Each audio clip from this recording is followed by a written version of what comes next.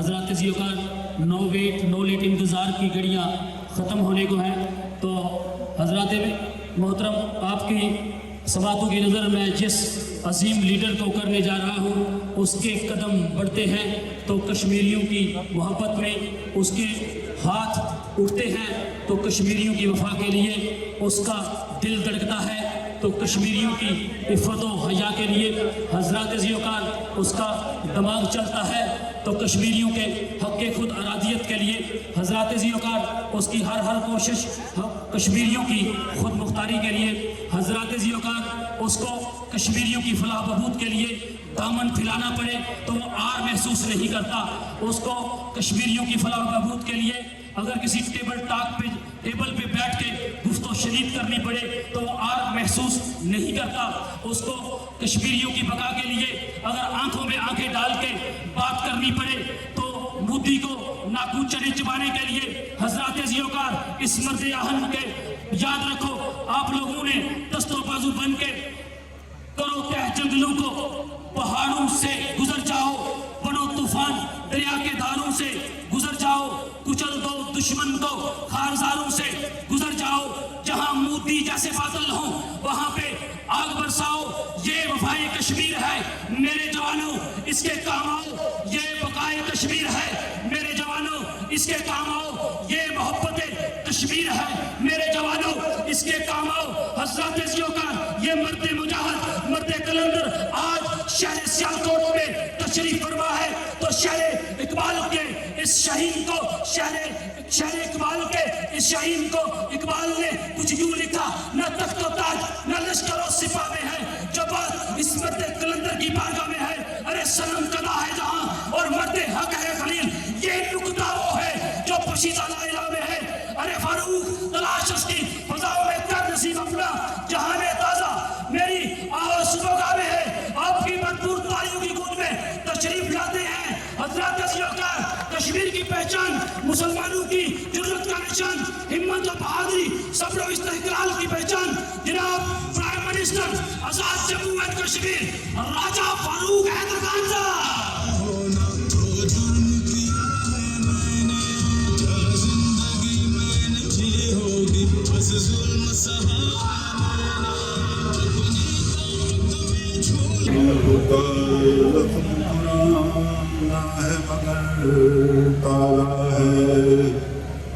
روح کا رخت پرانا ہے مگر تازہ ہے، یہی آشفت سری دیکھ اسیری سے نجات، سر سلامت ہے تو یہ دیوار بھی دربار ہے،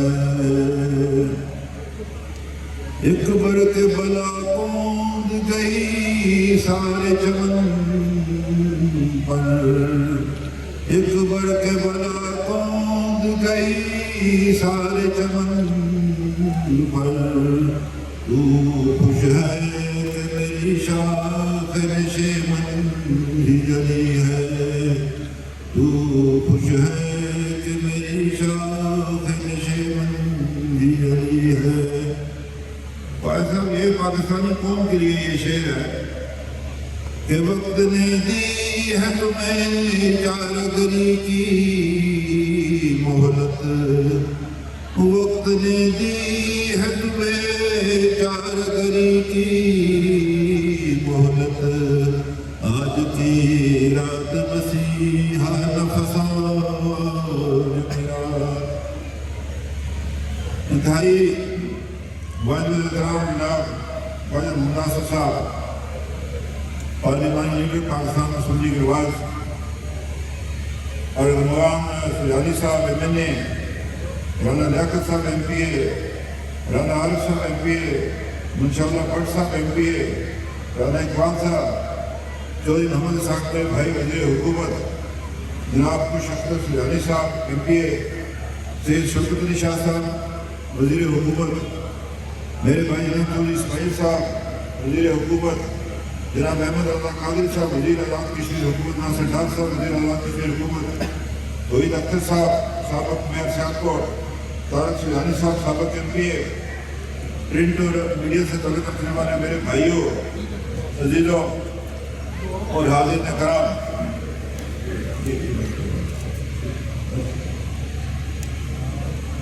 میں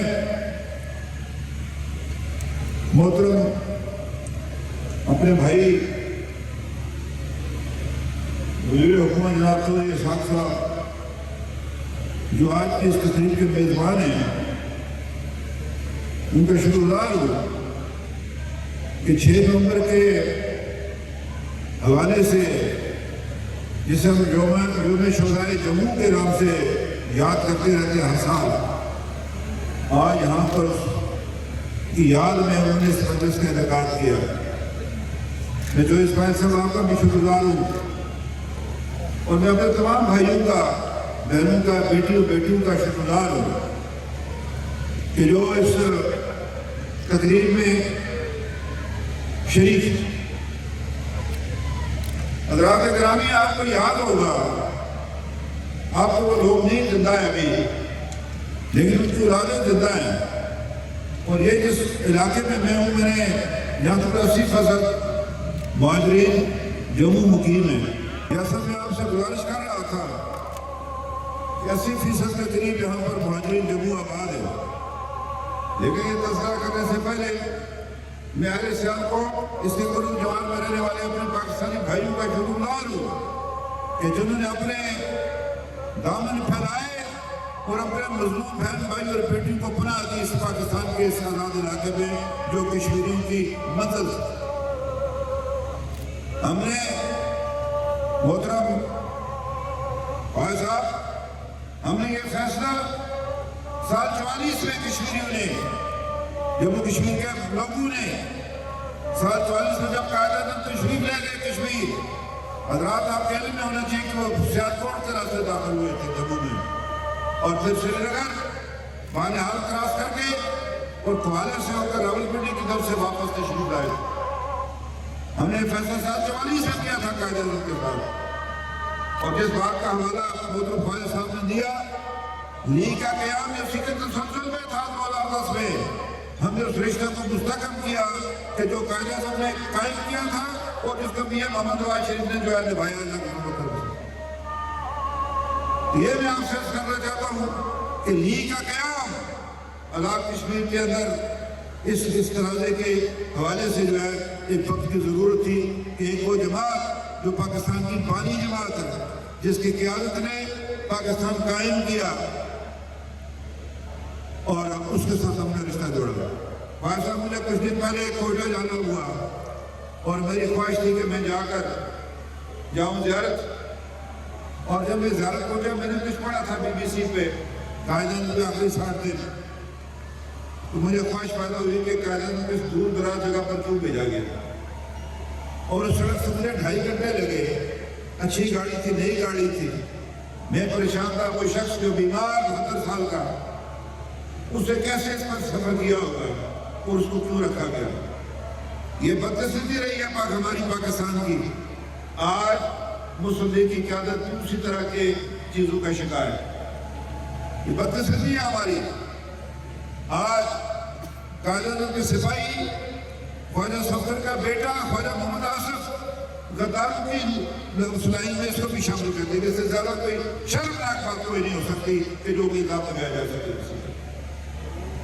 یعنی جو لوگ انگریز کے مراد یافتہ، وہ آج قائد اعظم کے سپاہیوں کی اولادوں کو یہ الزام عائد کرتے ہیں کہ یہ فلاں کا یہ ہندوستان کے جگہ، کوئی ہندوستان کے جگہ نہیں ہے۔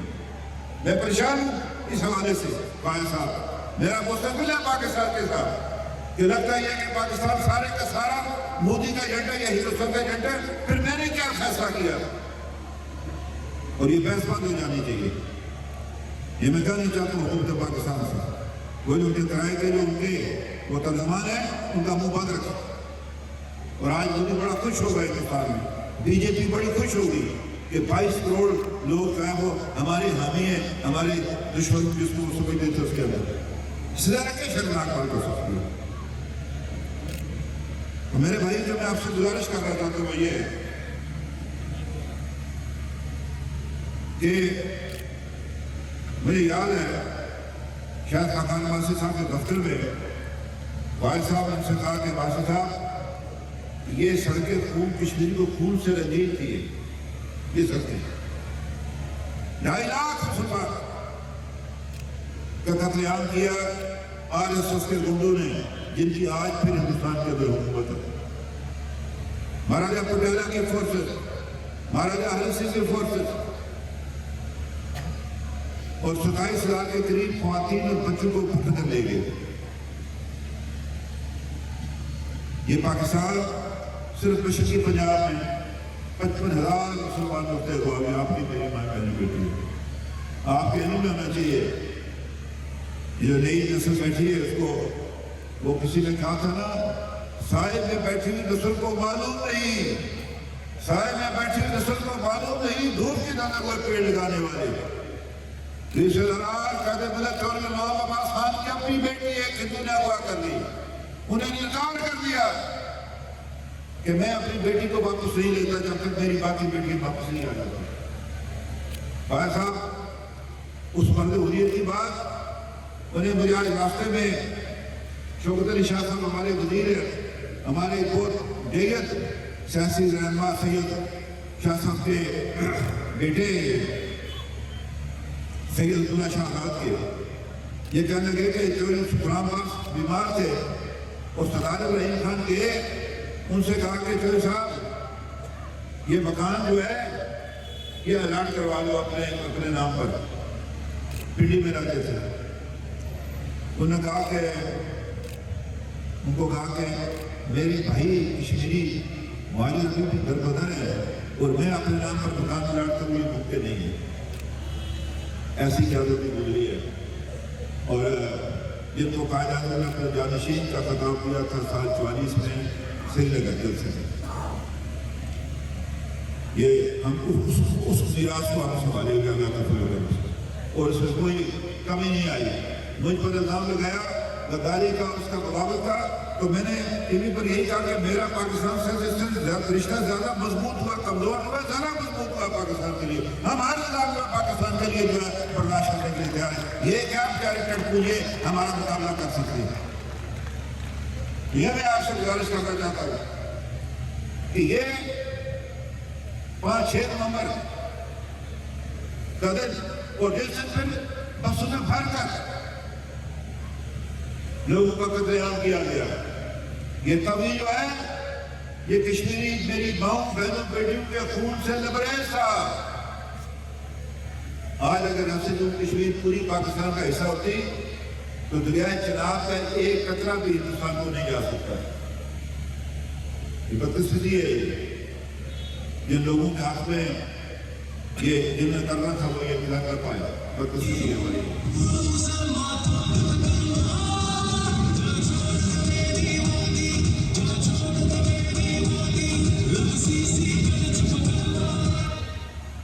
تو حاضرین کرام، اور صاحب میں پرسوں بھی سوچ رہا تھا کہ ہم کشمیر کی سلسلہ رو نہیں ہے، ہم 13 جولائی کو روتے ہیں شہدائے سری نگر کو یاد کرتے ہوئے، ان 22 کشمیریوں کو جس کے بارے میں اس کے چیف سیکرٹری نے لکھا، ویک فیلڈ نے کشمیر کا مذاق اڑاتا تھا مہاراجہ ہری سنگھ، اس نے اپنی کتاب میں لکھا 50 years of service in India، ایک کشمیری نہیں تھا جس کی پیٹھ میں گولی لگی اور سارے کے سر میں گولی لگی تھی، اور ایک کشمیری جب وہ اس کا دم بڑھ رہا تھا، اسے اس بدبخت شیخ عبداللہ کے گود میں اپنی جب اس کی جان افری نکل رہی تھی، اس نے کہا شیخ صاحب ہم نے اپنا فرض پورا کر دیا، باپ کی ذمہ داری ہے۔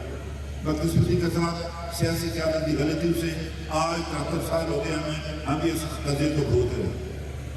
جیسے آپ ورکنگ باؤنڈری پر بیٹھے ہوئے دلیری کے ساتھ اسے خواہش صاحب کہتے ہیں، ہوتی ہے فائرنگ، پھر گھروں سے نکل آتے ہیں، پھر چلے جاتے ہیں۔ اسی طرح سے لائن آف کنٹرول پر جو ہے 6,10,000 جو ہے آزاد کشمیر کے باشندے جو ہے وہ بھارتی ظلم سے کا نشانہ کرنے لگا آپ کے یہاں۔ تو یہ فائز صاحب یہ کشمیر کا عزم ہے اللہ کا فکر کرنا، پاکستان کے ساتھ ان کی جو کمٹمنٹ ہے یہ وہ طاقت کو فراہم کرتی ہے۔ ہم نے اب 5 اگست کو بھی رونا ہے ہمیں, 6 نومبر کو بھی ہم روتے ہیں اپنے پیاروں کو یاد کرتے ہوئے. اور میں یہ سمجھتا ہوں, دیکھ لیجیے کیسا, میں تو اس میں سیاسی مخالفتوں کی بنیاد پر بات نہیں کر رہا, بلکہ کشمیری اور پاکستان کی حیثیت سے بات کرتا ہوں کہ 5 اگست کے بعد کشمیری جس رد عمل کے خواہشمند تھے پاکستان کی حکومت سے, یا میں اس کو پی ٹی آئی کی حکومت کہتا ہوں, وہ کشمیری کو رد عمل دیکھنے میں نہیں ملا.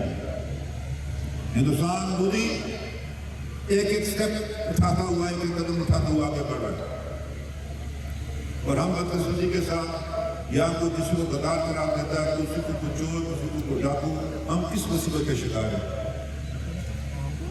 میں نے وزیر اعظم صاحب سے بھی کہا بھی تھا مظفرآباد کہ اس کو چھوڑے. ہم یہ نہیں کہتے کہ جس نے کوئی چوری کی اس کو نہ پکڑے, لیکن یہ مجبوری طور پر اس طرح یہ بچ چھٹنے جس کو انگریزی میں کہتے ہیں, یہ نہ کریں. یہ نقصان ہوگا ملک کا, اور ہو رہا ہے. اس لیے میں آپ سے عرض کرنا چاہتا ہوں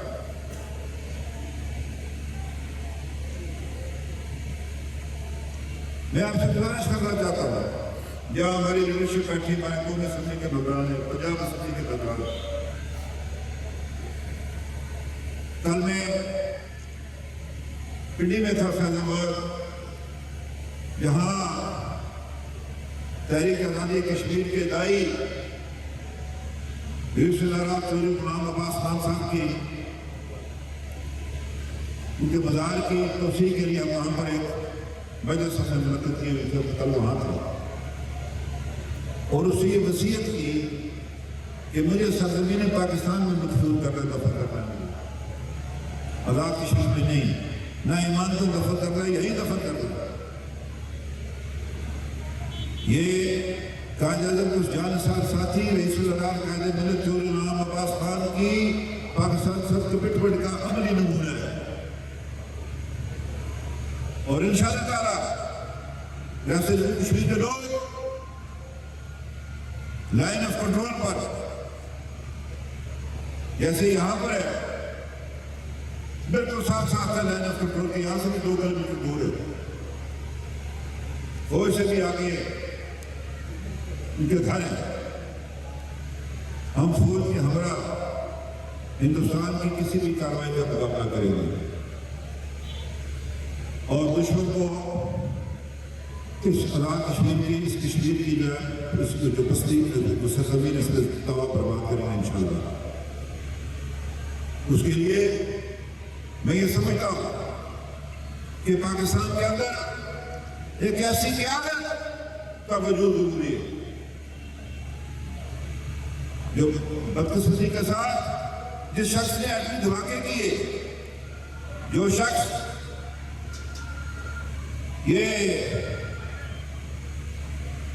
جو پاکستان میں جو نئے ٹینک بنے الخالق, جس نے یہ کام شروع کیا, جس نے GF-17 کا یہ پروجیکٹ شروع کیا, آج اس کو پاکستان کا مخالف گزارا جا رہا ہے. یہ بدقسمتی ہے. میں آپ سے بات کر رہا تھا کہ قائد اعظم کو اللہ نے اٹھا لیا, پہلے پتہ نہیں اس شخص کے ساتھ کیا کرتے تھے. بے شمار واقعات ہیں اس ملک کے اندر ایسے ہوئے.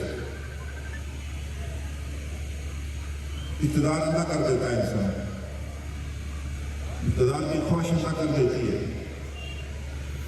لیکن دھبوں میں بھگتتی ہے. پاکستان پچھلے 73 سال سے جو ہے وہ ایک تجربہ کا بنا ہوا ہے.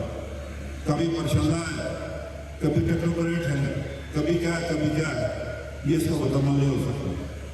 سال 1946 میں جب ہندوستان کے اندر الیکشن ہوئے, جس کو قائد اعظم نے قیام پاکستان کی شرط قرار دیا تھا, ایک ہی نعرہ تھا پورے ہندوستان کے اندر لیگ کے کارکنوں پر, اس کے یوتھ کے کارکنوں پر, MSF کے کارکنوں پر, کہ بٹ کرے گا ہندوستان لے کر رہے پاکستان. 46 میں اور 47 میں پاکستان بنا.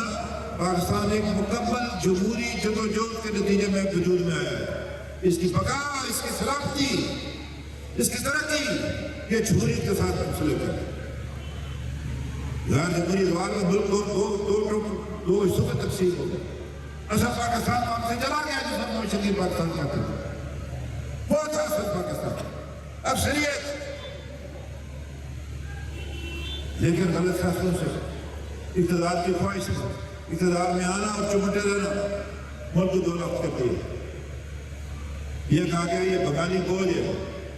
آج وہ مشرقی وہ بنگال جس کو آج بنگلہ دیش کہتے ہیں وہ ہم سے آگے، ہر معاملے میں ہم سے آگے، ہم پیچھے رہ گئے. یہ ایوب خان کو بڑا ہیرو بنایا جاتا ہے. پاکستان کی 2 لفظ ہونے میں بنیادی کردار اس شخص کا. بڑی قابل ترقی. وہ ایک کرنا فری پیپر میں لگائی مشرقی پاکستان میں تعلیم گولڈن ایرا ہے. یہ سرحدی دور ہے 10 سال ترقی کا. یہ جمہوریت سے قائم ہوا. اور بھائی صاحب ہم کشمیری آپ کو یقین دلاتے ہیں، میری جماعت آپ کو یقین دلاتی ہے کہ ہم آپ کے ساتھ، ہم بھی ہیں محمد نواز شریف کے ساتھ، ہم اس کے سپاہی ہیں.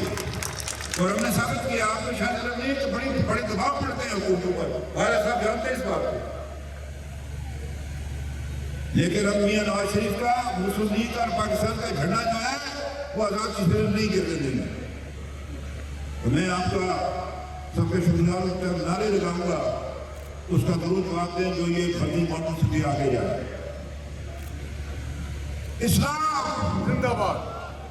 زور سے لگائیں میرے بھائی. کیا ہو گیا آپ کو؟ اسلام زندہ باد. پاکستان زندہ باد.